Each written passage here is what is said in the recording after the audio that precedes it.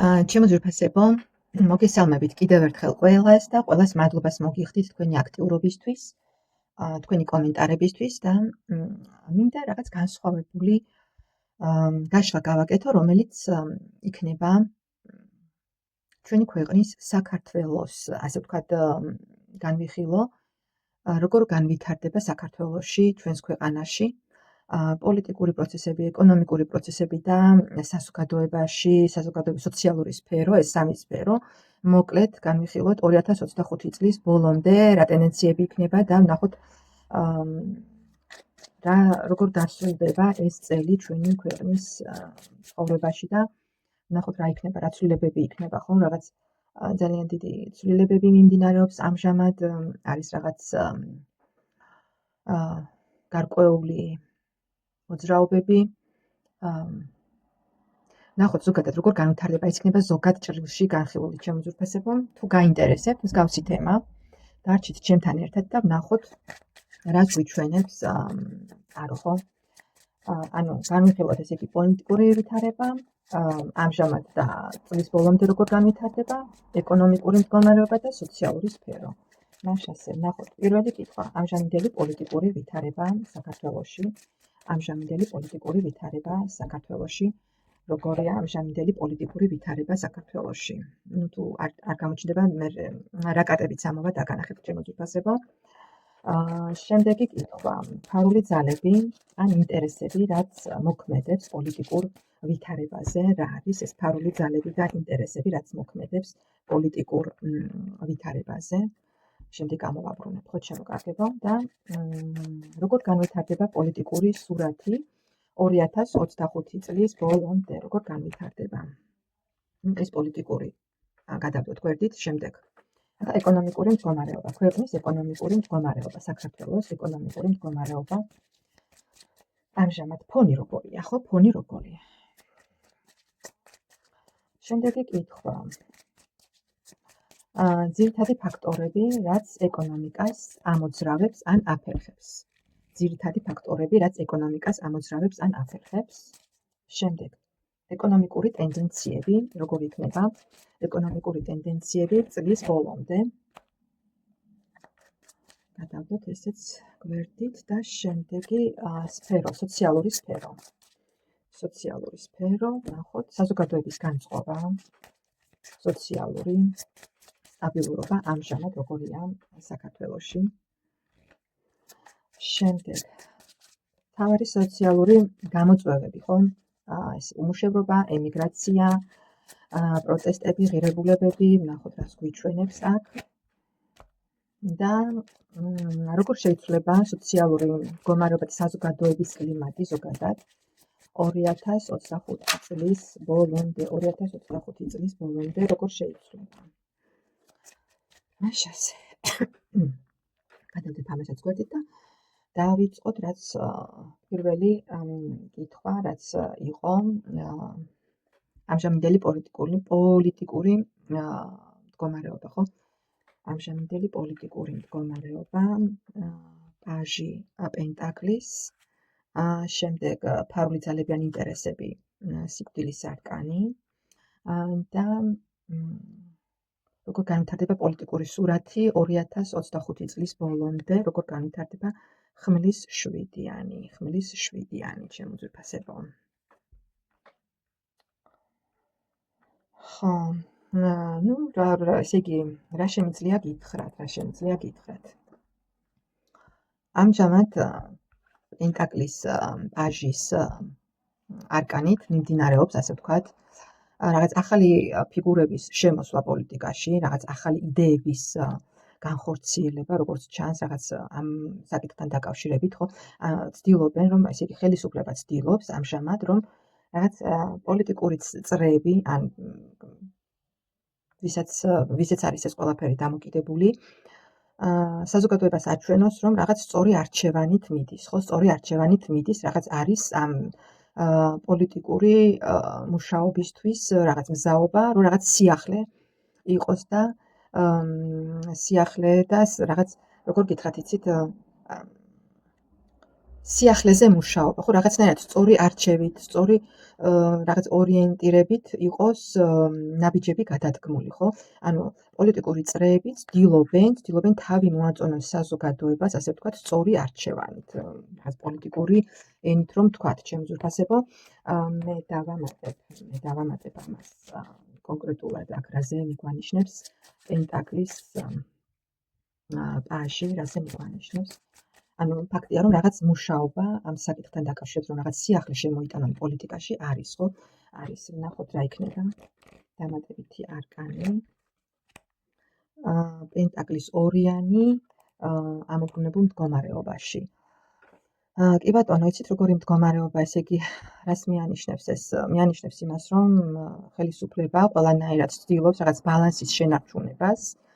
ასევე ბალანსის შენარჩუნებას, მაგრამ რატომღაც თითქოს მაინც არ გამოდის, ხო? არ გამოდის პოლიტიკური, ასე ვთქვათ, საფუძველი, აი ეს რაღაც იდეები, რაც აქვთ, ხო, რაც აქვთ, მაინც ქაოსია, ხო, ქაოსური მდგომარეობა, სისტემის ქაოსზე, ხო? ანუ ცდილობენ, რომ რაღაცნაირად ისაქნან დაასტაბილურონ სიტუაცია, რომ რაღაც მუშაობენ პოლიტიკურად, ხო?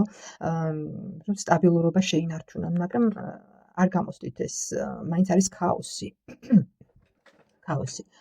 ილუზია ერთი სიტყვით აქ სახეზე, რაც ჩანს, არის სტაბილურობის ილუზია, ასე ვთქვათ, საერთო პოლიტიკური მდგომარეობა ამ მომენტისთვის. ხო, ცდილობენ, რომ რაღაც სიახლეები დაანერგონ, სიახლეები რაღაც შესაძლოა ახალი სახეები გამოაჩინონ, მაგრამ რეალურად ეს ყველაფერი არის მოჩვენებითი თამაში და ილუზიური სტაბილურობის განცდა.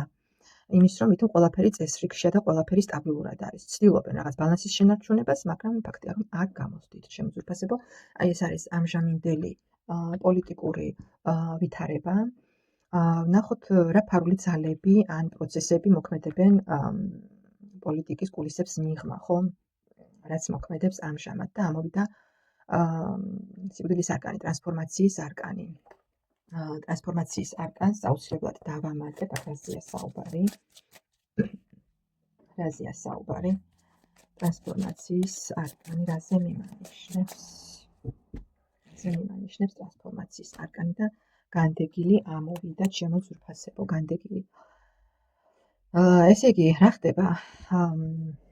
ფარული ძალები, რა ძალები მოქმედებს ამ ყველაფერზე, ხო? აქ ჩანს, რომ ესე იგი, ტრანსფორმაცია მიმდინარეობს, ანუ ძველი სისტემის რღვევა, როგორც იყო, ისე აღარ იქნება, ხო? რაღაც ძველი სტრუქტურის, ძველი სისტემის ცვლილება ხდება და შეცვლა, მაგრამ განდეგილით დაზუსტა განდეგილით და ეს ამბობს, რომ ეს ხდება ძალიან ჩუმად, ჩაკეტილად, შესაძლებელია ხალხი ამას ხალხისგან, ასე ვთქვათ, ეს ყველაფერი ხდება მოშორებით, ხო? მოსახლეობისთვის ეს შეუმჩნეველი რჩება, ასე ვთქვათ. შესაძლოა იყოს რაღაც ფარული ინტერესი, აქ მოქმედებს რაღაც ფარული ინტერესი, ასე ვთქვათ, ბრჭყალებში ელიტის შესაძლოა პირების, ვინც ფარულად შორიდან მართავენ ამ პროცესებს, ხო? ანუ ნამდვილად არის რაღაც ამჟამინდელ პოლიტიკურ ცხოვრებაში კულისებს მიღმა რაღაც მოქმედება, რომელიც ხალხისთვის არის დაფარული და ხალხისთვის, როგორ გითხრათ, იცით, საიდუმლოდ ხდება ამ ყველაფერზე მუშაობა, ამ ყველაფერზე დაგეგმა, ანუ ჯერ არ არის ეს ყველაფერი ბოლომდე გამომშღავნებული საზოგადოებისთვის, ხო? გამშღავნებული ფართო საზოგადოებისთვის, მაგრამ ფარული ინტერესი და რაღაც ფარული მოქმედებები პოლიტიკაში იგრძნობა, ამჟამინდელ პოლიტიკაში. შემდეგი კითხვა იყო, როგორ განვითარდება პოლიტიკური სურათი 2025 წლის ბოლომდე. შვიდიანი ხმალი. შვიდიანი ხმალი რაზე მიგვანიშნებს? ყველამ კარგად ვიცით, რასაც ნიშნავს შვიდიანი ხმალი. ეს არის მანიპულაციები, ფარული სტრატეგია, რაღაც ეშმაკური, ისეთი დაფარული მოძრაობები, პოლიტიკური თამაშები, ხო? რაღაც ტაქტიკით, დაპირებებით, ტყუილით, რა შეიძლება ითქვას და რა შეიძლება ეს ნიშნავდეს იმას, რომ საზოგადოებას ცდილობენ რაღაცნაირად თითქოს საზოგადოებას როგორ გითხრათ, იცით, შესაძლოა იყოს რაღაც დაფარული ინფორმაცია, ასევე წლის ბოლომდე, რომელიც შეიძლება რომ ხალხში გამოიწვიოს უკმაყოფილობა და რაღაც კრიზისები. ერთი სიტყვით, წლის ბოლომდე პოლიტიკური სურათი საიმედოდ მე მაგალითად ვერ ვხედავ. აქ არის ისევ მანიპულაციები, რაღაც ფარული მოქმედებები, ინტერესი ტყუილი, ხო? ანუ ხალხისთვის რაღაცნაირად მაინც ვფიქრობ, რომ ბევრი რამ არ იქნება გამჟღავნებული და ხალხი შესაძლოა ხალხმა თავი იგრძნოს მოტყუებულად, ასე ვთქვათ, მოტყუებულად. რაც ამოვიდა, იმას ვიცახი, ეს ჩემი ის არ არის, უბრალოდ რასაც მიჩვენებს ტარო, იმას ვაჟღერებ, ხო? ნახოთ, ეკონომიკური მდგომარეობა. ამჟამინდელი ეკონომიკური მდგომარეობა როგორია და ხმლის მეფე.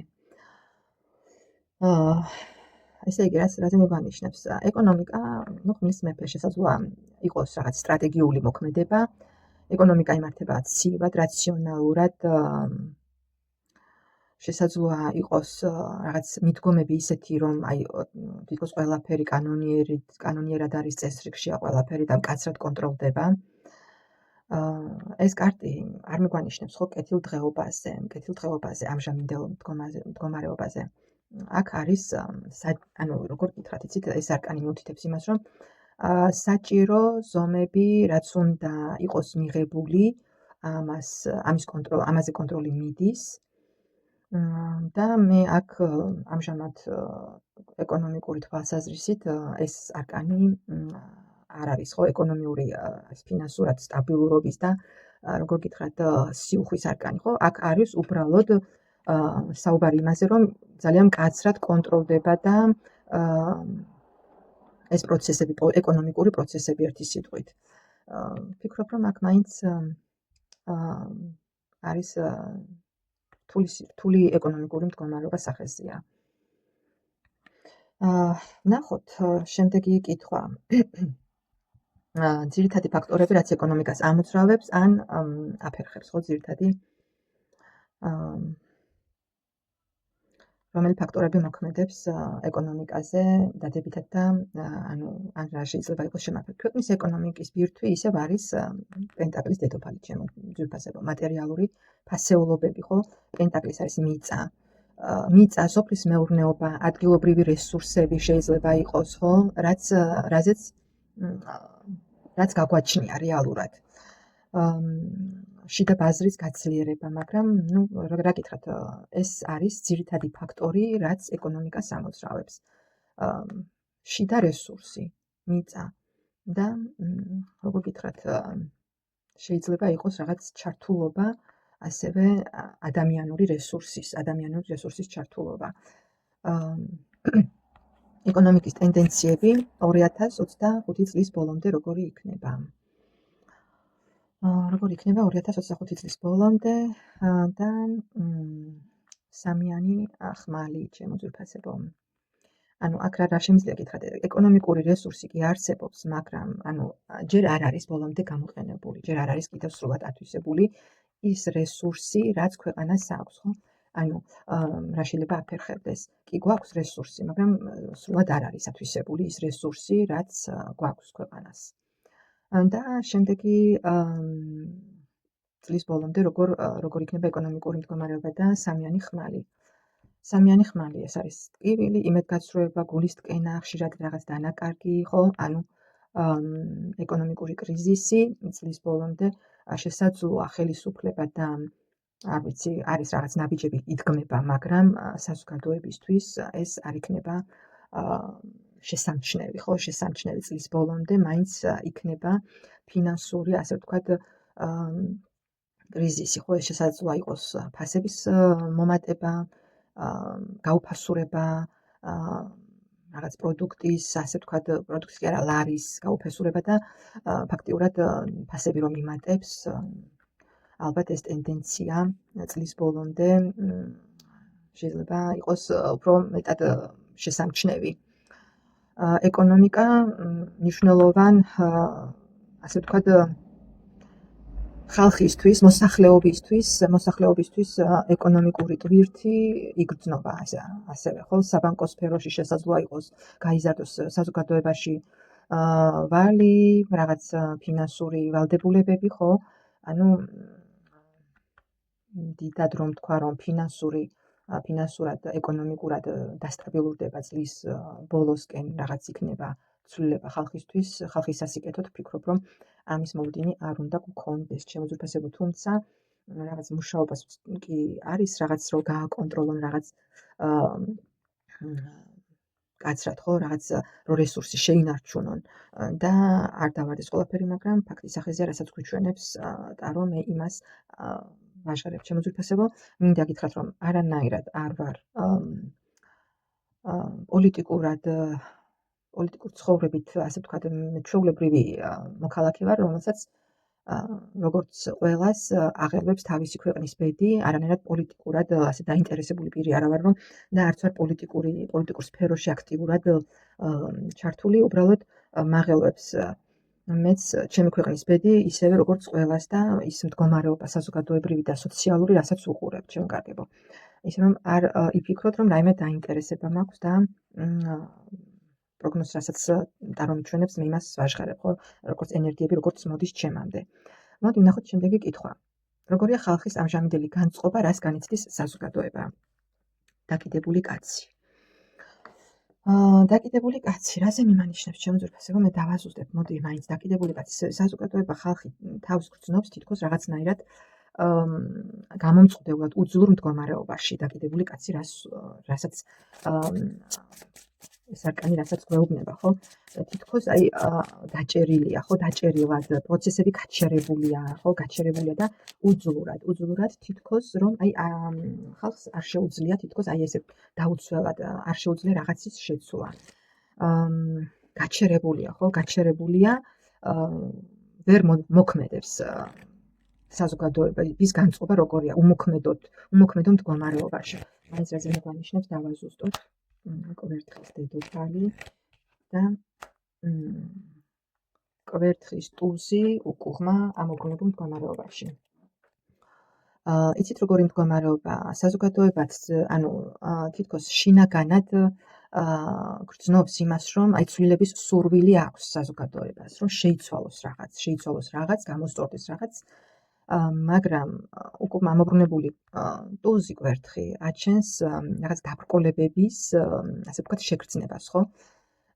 ანუ საზოგადოებაში არის ძალა, მაგრამ არის ასევე რაღაც მექანიზმი, რომელიც ამ ძალას აფერხებს და დაბრკოლებას უქმნის და საზოგადოება რჩება აი ასეთ გაუგებრობაში, ხო? ანუ გაუგებრობა, ხალხი მზად არის, რომ სიტყვაზე რაღაც შეცვალოს, შინაგანად არის მზად, მაგრამ სათანადოდ, არ ვიცი, ან არის შიში რომ არ გამოვა არაფერი, აზრი არ აქვს მოქმედებას და რაღაცნაირად არის გაჩერებულ მდგომარეობაში, ან არის რაღაც შემაფერხებელი, შემაკავებელი, ხო? არ არის, აი როგორ გითხრათ, იცით, უკუღმა კვერთხის ტუზი თითქოს აი შინაგანად აქვს იმის განცდა და პოტენციალი საზოგადოებას, რომ რაღაც შეცვალოს, მაგრამ არის რაღაც მუხრუჭი, რაც უჩენს ან უიმედობის ან იმის განცდას, რომ აი არ გამოვა რაღაც სათანადოდ ისე, რომ აი როგორც საჭიროა, ხო?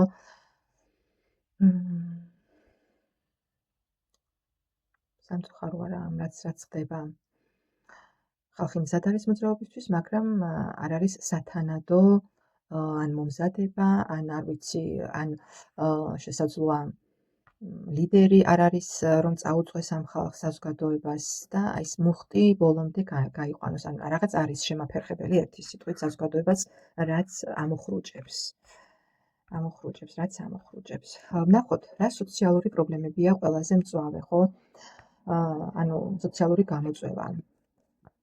ექვსიანი თასი, ეს რა არის? ხალხი გრძნობს იმას, რომ თითქოს ადრე უფრო უკეთესი იყო, ხო? ადრე შესაძლოა რაღაც წარსულში რაღაც ნოსტალგია, იცით, 6-იანი თასი არის ნოსტალგიის არკანი. თითქოს იცით, კიდევ ეს კარტი რაზე მიუთითებს, რომ შესაძლოა ახალგაზრდების წასვლაზე ემიგრაციაში, ხო? ანუ განათლებული ახალგაზრდების წასვლა, განზე, ანუ წარსულში დარჩენა, იცით, როდესაც საზოგადოება, მოსახლეობა ცხოვრობს არა აწმყოში, არამედ წარსულზეა ემოციურად დამოკიდებული, ხო? ანუ წარსულ მოგონებებზე, წარსულ რაღაც ღირებულებებზე, ფასეულობებზე,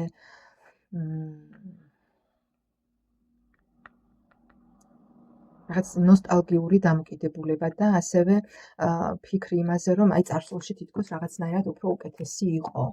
უკეთესად რაღაც შესაძლოა, ხო, ბოლომდე არც წარსულით არ ვიყავით, ხო? ასე წარსულშიაც არ ვიყავით ძალიან განებივრებულები, მაგრამ თითქოს ხალხს აქვს მაინც რაღაც განცდა იმის, რომ წარსულისკენ იყურება, მაინც არ ჩანს შესაძლოა იმიტომ ეს ყველაფერი, რომ არ ჩანს ჯერჯერობით მკაფიო გაუმჯობესება საზოგადოებაში, სოციალური სფეროსი, ხო? სოციალური გაუმჯობესება, სოციალური მდგომარეობის გაუმჯობესება არ არის მაინც მკვეთრი და შესაძლოა ნოსტალგია მაინც წარსულისკენ აქვს ხალხს უმრავლესობას. მაინც დავასუსტებ, რაზე მიგვანიშნებს. ხო, ემოციურად არის ჩემი ძვირფასებო, ემოციური ნოსტალგია აქვს იმაზე, რაც იყო ადრე. ნუ არ ვიცი, ხო, ეს შესაძლოა რაღაც უბრალოდ იცით როგორი მდგომარეობა, ხა მე ვერ ვიტყვი რომ წარსულს ნატრობენ წარსულის დაბრუნებას, მაგრამ შესაძლოა იყო რაღაც მათთვის, არ ვიცი, საზოგადოების უმეტესი ნაწილისთვის წარსულში რაღაც ნოსტალგიური. ემოციურად ყოველ შემთხვევისთვის ემოციური თვალსაზრისით ხალხი განიცდის იმას, რომ ბევრი შესაძლოა წავიდა ემიგრაციაში, ანუ მოსხდთა საკუთარ ოჯახს, საკუთარ ქონებას, ხო, შესაძლოა იმისთვის, რომ რაღაც მდგომარეობა გაეუმჯობესებინა. ძალიან ბევრმა დატოვა ანუ ჩვენი ქვეყანა, ხო, იმისთვის, რომ რაღაც შეეცვალა და შესაძლოა ეს მომენტი აქვს. ყოველ შემთხვევისთვის ნოსტალგია აშკარად ჩანს, რაღაც წარსულის ნოსტალგია. ეს ალბათ განპირობებულია იმით, რომ ჯერჯერობით მკვეთრად არ არის გაუმჯობესებული საზოგადოების ცხოვრება, ხო, ყოფითი ცხოვრება, ყოფითი მდგომარეობა. ნახოთ, როგორ შეიცვალა სოციალური კლიმატი 2025 წლის ბოლომდე და ამოვიდა თასის პაჟი. ეს კარტი რაზე მიგვანიშნებს, ჩემო ძვირფასებო, რომ ემოციური ფონი ისევ იქნება სენსიტიური, მაგრამ შესაძლოა გამოჩნდეს ახალგაზრდა თაობა, ახალგაზრდა რაღაც აზრის გააქტიურება მოხდეს, ხო? ანუ რაღაც გაჩნდეს რაღაც ახალი ინიციატივები, დაიწყოს რაღაც ახალი ჰუმანურ სოციალურ ღირებულებებზე დაფუძნებული რაღაც მოძრაობა, რაღაც სიახლეები, რომელიც ხალხისთვის იქნება, ასე ვთქვათ, რაღაც დადებითის მომტანი. შესაძლოა, ხო, ნუ იყოს რაღაც სიახლეები წლის ბოლოსკენ, რომელიც საზოგადოებაში რაღაც იმედის ნაბერწკალს გააჩენს, ჩემო ძვირფასებო. ანუ საბოლოო ჯამში ფიქრობ, რომ 2025 წლის ბოლომდე სულ რო შევაჯამოთ ყველაფერი, შესაძლოა ამ მომენტისთვის არის რაღაც ხდება რაღაც ცვლილებები პოლიტიკურ სფეროშიც, ეკონომიკურშიც და სოციალურ სფეროშიც, მაგრამ ეს ცვლილებები ამ მომენტისთვის საერთოდ რო გადავხედოთ, დიდად შესამჩნევი არ იქნება 2025 წლის ბოლომდე. ანუ მე ვფიქრობ, რომ ეს წელი მაინც იქნება კრიზისული, წლის ბოლომდე მაინც იქნება კრიზისული პერიოდი იქნება ხალხისთვის, ყოველ შემთხვევაში უბრალოდ სოციალური სფეროსთვის დიდი ცვლილებების მომტანი არ იქნება. თუმცა რაღაც ცვლილებები ჩანს, რომ არის და რაღაც ხელისუფლება რაღაც მუშაობს იმაზე, რომ რაღაც შეცვალოს, მაგრამ როგორც აქ სიკვდილის არკანი, რასაც გვეუბნება, რომ რაღაცები შეიძლება შეიცვალოს ძირფესვიანად, აღარ იყოს ისე, როგორც იყო, მაგრამ მე ვფიქრობ, რომ ჯერჯერობით ხალხი ამ ეტაპზე 2025 წლის ბოლომდე რაიმე ეკონომიკურ შვებას და ეკონომიკურ რაღაც სტაბილურობას თავის თავზე ვერ იგრძნობს. ნუ რა ვქნათ, რაც არის. ასეთი იყო მოკლე ანალიზი 2025 წლის ბოლომდე ქვეყნის მდგომარეობა ზოგადი შემოძვრფასება შესაძლებელია. ბევრი რაღაც ცვლილებებიც მიდის, მაგრამ ჩვენ განვიხილეთ უბრალოდ ზოგადი ფონი, ეკონომიკური, პოლიტიკური და სოციალური. სულ ეს იყო, მადლობას მოგახსენებთ, ძალიან მაინტერესებს თქვენი აზრი და აფიქსირეთ, რას ფიქრობთ თქვენ. კიდევ ვიტყვი იმას, რომ უბრალოდ ეს გაშლა გავაკეთე იმიტომ, რომ ცოტა მრავალფეროვნება შემეტანა, ხო, ძირითადად მართალია საზოგადოებას აინტერესებს პირადი ურთიერთობები, მაგრამ დარწმუნებული ვარ, რომ არის რაღაც საზოგადოების ნაწილი, რომელსაც აინტერესებს, როგორ განვითარდება ქვეყანაში რაღაც მოვლენები, ხო? რა თემაზე გსურთ? თუ გსურთ კიდევ მსგავს თემაზე, რა თემაზე გსურთ გავაკეთო გაშლა, მომწერეთ. ასევე გეტყვით იმასაც, რომ სრულიად აპოლიტიკური პიროვნება ვართ შემოძვრფასებო, უბრალოდ განვიცდი იმ ყველაფერს, რაც ხდება ქვეყანაში. ძალიან მინდა, რომ ჩვენი ქვეყანა იყოს ეკონომიკურად ძლიერი, იყოს მშვიდობა, რაც მთავარია ქვეყანაში და ხალხმა იგრძნოს შვება და ხალხმა იგრძნოს ის, რომ აღარ იყოს ამდენი გაჭირვებული, აღარ იყოს ამდენი უმუშევარი.